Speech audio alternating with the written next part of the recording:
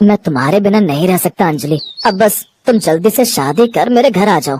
मैं भी तुमसे बेहद प्यार करती हूँ नवीन, और मैं भी तुम्हारे बिना नहीं रह सकती। ये कहकर वो दोनों एक दूसरे के गले लग जाते हैं। नवीन और अंजलि एक ही गांव के रहने वाले थे। बचपन से साथ में खेलते खेलते उन्हें एक दूसरे से प्यार हो जाता है, लेकिन उन दोनों के प्यार से सारा गांव उनके खिलाफ था। एक रोज, माँ तुम्हें पता है पूरा गांव भैया और उस अंजलि के बारे में क्या क्या बातें कर रहे हैं कि ये दोनों एक दूसरे से प्यार करते हैं और शादी करना चाहते हैं। क्या ये सच है? हाँ माँ, भला मैं क्यों झूठ बोलूंगी। यकीन ना हो तो अभी भैया आने वाले, आप उन्हीं से पूछ लेना। अभी भी वो उसी से मिलकर आ रहे हैं। मैं कुएं पर पानी लेने गई थी तो दोनों को एक दूसरे के साथ देखा था। ये सुनकर शारदा गुस्से में आ जाती है। उस लड़की की इतनी हिम्मत कि मेरे बेटे को अपने प्रेम जाल में फंसा लिया। कुछ देर बाद नवीन घर लौटता है तो शारदा उसे प्यार से समझाती है। नवीन बेटा, तू समझने की कोशिश कर। तुम दोनों एक ही गांव के रहने वाले हो। एक ही गांव में रहने वाले लोग आपस में शादी नहीं कर सकते। एक गांव में रहने वाले भाई बहन या किसी और रिश्ते से जाने जाते हैं, और शादी की इतनी ही जल्दी है तो दूसरे गांव की किसी अमीर लड़की से मैं तेरी शादी करवा देती हूँ। वो दहेज भी खूब लाएगी। मैं कुछ नहीं जानता माँ, शादी उसी से करनी चाहिए जिससे प्यार होता है। और अंजलि इसी गांव की है तो क्या फर्क पड़ता है। बचपन से मैं उसके साथ रहा हूँ, वो मेरी दोस्त थी, लेकिन अब मुझे उससे प्यार हो गया। और आप लोग इस रिश्ते को समझने की कोशिश क्यों नहीं कर रहे? अरे बेटा, तू समझ क्यों नहीं रहा? वो अंजलि दिन भर तो गांव के लड़कों के साथ कंचे और गुल्ली डंडा खेलती रहती है, तो भला वो क्या ही घर संभालेगी। तू मेरे लिए बहू ही लाना चाहता है तो ढंग की ला। माँ, मैं अंजलि के साथ बचपन से रहा हूँ, इसीलिए अच्छे से जानता हूँ कि वो घर को संभाल लेगी। शारदा, ये इतना कह ही रहे हैं तो तुम मान क्यों नहीं जाती? और वैसे भी हमारा गोत्र तो अलग अलग है ना। आखिर में सबके कहने पर शारदा इस शादी के लिए मान जाती है, और कुछ दिन बाद अंजलि ब्याह कर घर आ जाती है। शारदा उसका गृह प्रवेश करने के लिए दरवाजे पर खड़ी थी, लेकिन उसकी नजरें बार बार बाहर की तरफ जा रही थी। भाग्यवान, तुम बार बार बाहर क्या देख रही हो? बहू का स्वागत करो। दहेज देख रही हूँ जी। उस भोला राम ने आखिर दहेज में क्या क्या दिया है? अरे उसने अपनी बेटी दे दी, ये क्या कम है? और वैसे भी वो बेचारा गरीब है, क्या ही दहेज देगा। शारदा मुंह बनाते हुए गैर मन से अंजलि का गृह प्रवेश कराती है। बेटी जाओ, अपनी भाभी को उसका कमरा दिखा दो। काजल शारदा को कमरे में ले जाती है। वो कमरा काफी टूटा फूटा सा था। वहाँ बेड के नाम पर भी सिर्फ 2 गद्दे ही बिछे होते हैं। फिर वो उस जमीन पर बिछाए गद्दे पर सो जाती है। ऐसे ही कुछ दिन बीत जाते हैं। बरसात का महीना शुरू हो जाता है। एक रोज तेज बारिश हो रही होती है। भाभी, ओ भाभी, अभी तक सो रही हो क्या? चलो उठो, माँ तुम्हें बुला रही है। अंजलि जल्दी से उठकर हाथ मुंह धोकर अपनी सास के पास जाती है। माँ जी, आपने बुलाया क्या? हाँ, सांझ होने को है और तू अभी तक सो रही है। बाहर कितनी तेज बारिश हो रही है। चल हमारे लिए गर्मा गर्म पकौड़े और चाय ले आ। और हाँ, मेरी बेटी काजल के लिए प्याज के पकौड़े और मेरे लिए पालक के बना कर ले आ। माँ जी, पालक कहाँ है? बाहर घर के पीछे लगा हुआ है, वहीं से ले आ। लेकिन माँ जी, बाहर तो बारिश हो रही है। हाँ, तो बह जाएगी क्या तू उसमें? जा जल्दी से पालक तोड़ कर ले आ और मेरे लिए पालक के पकौड़े बना। अंजलि भीगते हुए बाहर जाती है और पालक तोड़ कर ले आती है, जिससे उसे छींकें आने लगती है। फिर अपनी कच्ची रसोई में जाकर वो पकौड़े बनाने लगती है, लेकिन बाहर हो रही तेज बारिश के कारण ऊपर से रसोई की छत टपकने लगती है। अंजलि इस बारे में जाकर अपनी सास को बताती है। माँ जी देखिए ना, रसोई की छत टपक रही है, जगह जगह पानी टपक रहा है।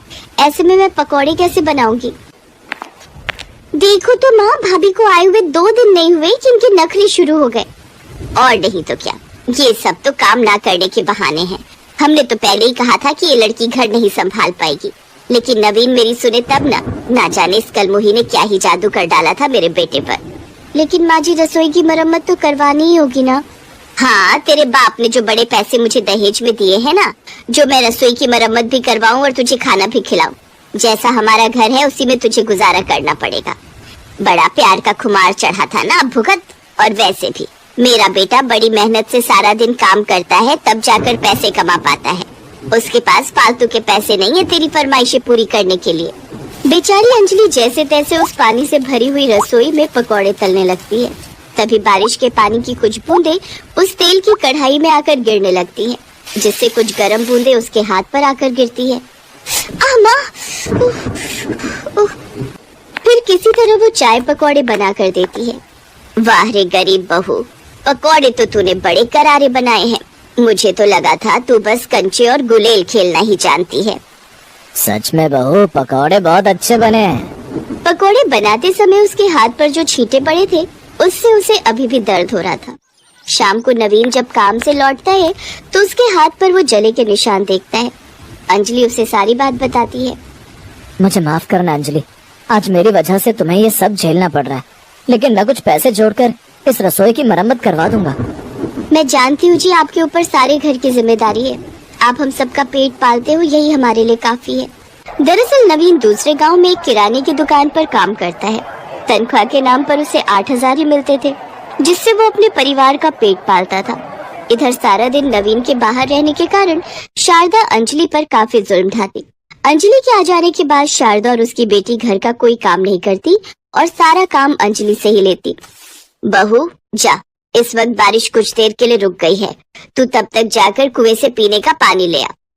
अंजलि घड़ा उठाकर कुएं से पानी लेने चली जाती है, लेकिन कुछ देर बाद फिर काले बादल छा जाते हैं। 2 दिन से लगातार हो रही बारिश के कारण अब गरीब बहू की रसोई में पानी भर चुका था। वो अपनी सास के पास जाती है। माँ जी, रसोई में इतना पानी आ चुका है, अब आप ही बताइए मैं खाना कैसे बनाऊं? बहू, अब तू क्या चाहती है तेरे रहते मैं जाकर रसोई में खाना बनाऊं? अगर तेरी यही इच्छा है तो तू मुझे साफ साफ बोल दे। मैं शाम को नवीन आएगा तो उसको बोल दूंगी, क्योंकि तू तो नवीन की ही पसंद है ना। माँ जी, आप कहाँ की बात आखिर कहाँ जोड़ रही हो? अच्छा कोई बात नहीं, मैं रसोई में ही खाना बना लूंगी।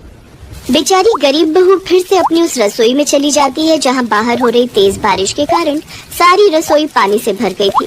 अंजलि किसी तरह चूल्हे के पास पानी आने से तो बचा लेती है, लेकिन वही बारिश के पानी में सबके लिए खाना बनाने की तैयारी में लग जाती है। उस बारिश के पानी में अनेक प्रकार के मच्छर पनप रहे थे और वो उसी पानी में बैठकर खाना बना रही थी। लगातार 2 घंटे तक उस पानी में बैठकर खाना बनाने से जहाँ उसे सर्दी लग गई, तो वहीं पानी में पनप रहे गंदे मच्छरों ने उसे बुरी तरह काट लिया था।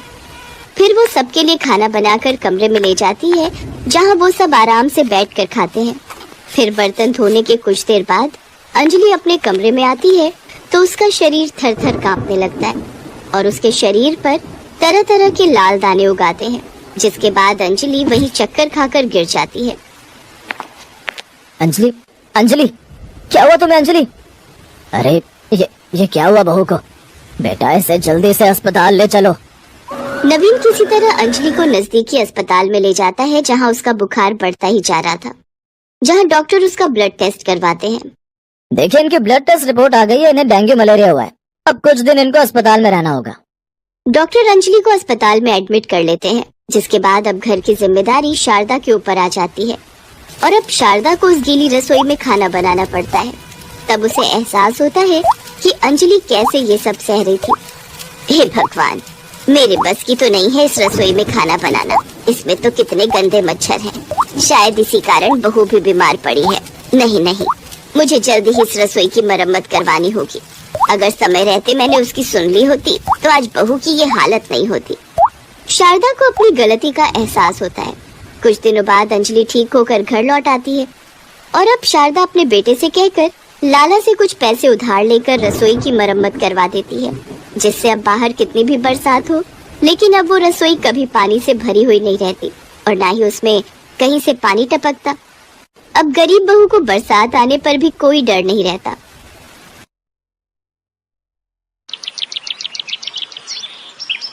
संतोष ने कुछ समय पहले ही अपने बेटे की शादी सलोनी से की थी, जिसका रंग भले ही काला था, लेकिन स्वभाव से वो बहुत ही गुणी और संस्कारी थी। संतोष की बड़ी बहू प्रीति गोरी और खूबसूरत थी, जिस वजह से घमंड उसमें कूट कूट कर भरा था। प्रीति का पति अनिल आर्मी में नौकरी करता था, जिसकी पोस्टिंग जम्मू में हुई थी। प्रीति शादी के बाद से ही अपनी देवरानी को उसके कालेपन के लिए ताने देती थी, लेकिन सलोनी इस बात का बिल्कुल बुरा नहीं मानती थी। कुछ महीनों बाद मॉनसून शुरू हो गया और सलोनी बारिश का मजा लेते हुए छत पर बैठकर कपड़े धो रही थी। अरे वाह, बारिश के पानी से कपड़े भी धुल गए और टंकी का पानी ज्यादा खर्च भी नहीं हुआ। अब सूखा बाद भी दूंगी। अरे आप यहाँ क्या कर रहे हैं जी? आप भीग जाएंगे। कोई बात नहीं, ये शादी के बाद हमारा पहला मॉनसून है। और अब मैं तुम्हारे साथ इस बारिश में भीगना चाहता हूँ। सुधीर काली होने के बाद भी अपनी पत्नी सलोनी को बहुत प्यार करता था। दोनों बारिश के मजे ले रहे थे, तभी सलोनी की सास शीला उसे आवाज देती है। अरे सलोनी बहू, कहाँ हो तुम? जल्दी से मेरे लिए एक कप चाय बना दो। मुझे जल्द से जल्द जाना होगा, माँ जी को चाय बना कर देनी है। अच्छा ठीक है, जाओ, और एक कप मेरे लिए भी बना देना। ठीक है जी। सासू माँ, आपने मुझे बुलाया? अरे कपड़े धो रही थी या मटर गश्ती करने छत पर गई थी? जा जल्दी से रसोई में जाकर मेरे लिए चाय चढ़ा दे। और हाँ, पहले ये कपड़े बदल ले, कहीं सारी रसोई गीली कर दे। तभी सलोनी की जेठानी उसके पास आती है और कहती है, 1 मिनट देवरानी जी, तुमने मेरी साड़ी तो ठीक से धो दी ना? ध्यान रहे उसमें कलर नहीं चढ़ना चाहिए। पता चले खुद जैसी काली पीली हो वैसे ही मेरे कपड़ों को भी कर दो। बहू, ये क्या तरीका है छोटी बहू से बात करने का? ठीक है तो कह रही हूँ सासू माँ, आपको भी यही काली लड़की रह गई थी मेरी देवरानी बनाने के लिए। पता है मेरे सब रिश्तेदार मुझ पर कितना हंसते हैं। दीदी, काला होना कोई पाप है क्या? जब से मैं यहाँ आई हूँ आप मुझसे चिढ़ी हुई रहती हैं। कोई भी तुम्हारी काली शक्ल को देखेगा ना तो चिढ़ेगा ही। प्रीति, अपनी देवरानी से कोई ऐसे बात करता है क्या? और भूल मत, सुधीर सलोनी को बहुत पसंद करता है। जरूर इसने मेरे देवर पर कोई काला जादू किया होगा, तभी तो ये काली लड़की उन्हें पसंद आ गई। तभी सुधीर भी वहाँ आ जाता है। भाभी, वो जैसी भी है मेरी बीवी है, और मैं देख रहा हूँ आपकी बहुत अनबन चल रही है मेरी पत्नी से। अच्छा, अब तुम अपनी भाभी से बहसबाजी करोगे, और वो भी कल की आई हुई इस काली कलूटी लड़की के लिए? देखा, आखिर अपने काबू में कर ही लिया इसने मेरे देवर को। दीदी आप गुस्सा मत होइए, मैं अभी आपकी साड़ी सुखा कर दे देती हूँ। सलोनी अपनी जेठानी की साड़ी प्रेस करके उसे दे देती है। भोली भाली काली सलोनी पर उसके पति और सास को बड़ी दया आती है, और वो अक्सर उसका साथ देते थे, जिस वजह से प्रीति अपनी देवरानी से और जलने लगी थी। एक रोज जब सलोनी खाना बनाकर परोसती है तो उसमें नमक कम होता है, जिस वजह से प्रीति गुस्से में उसके हाथ पर वो दाल गिरा देती है। भाभी, आज तो हद ही हो गई, बस अब और नहीं। वही मैं भी कह रही हूँ, बस अब और नहीं। सासू माँ, आप हमारा बंटवारा कर दो, आज से मैं अलग रहूंगी।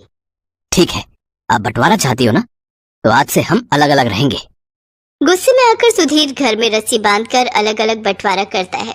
मॉनसून में भारी बारिश होने के कारण घर के दोनों ही तरफ खिड़कियों से पानी अंदर आ जाता है।